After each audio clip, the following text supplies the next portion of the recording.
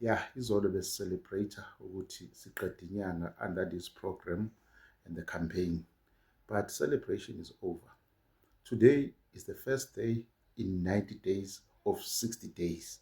Siqala kabusha. It's a day one. Day one ukubheka izinto ezenzekile and silungise lezo zinto ezenzekile. The last 30 days ukusho kuningi okwenzekile, and we are happy for that. The program and the progress kaStarsam Digital World khule kakhulu. Thank you guys.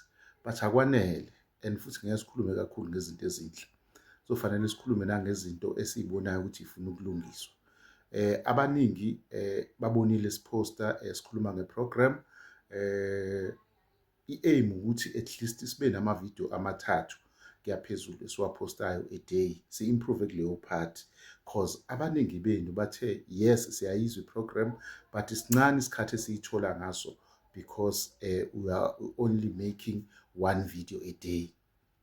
So improve lapho guys. If now fall on that category abantu abafuna ukusibona kuma-video and get more information through ama-videos, please laphana ku-comment section usitshele, and then we will improve. And usitshele ukuthi si-improve kanjani, iyiphi le part le osalile kuyona. Number 2 wethu sithe sifuna ukuya kuma-live ku-TikTok nakwamanye ama-social media network. Besiya kuma-live, besiya 5 times a week, sorry. But sometimes bingenzeki leyo nto, bingekho leyo consistency. Ngenxa 1 yomsebenzi, 2 ngokwe-network esinayo. Sizo-improve leyo nto. If nawe sibonana nawe only ku-live streaming and uyakhala nangesikhathi, sitshela isikhathi esi-right sokuthi sizohlangana kanjani nawe, sizama ukumpintsha ukuthi sibe ku-live streaming ozo-accommodate abantu at least abaningi.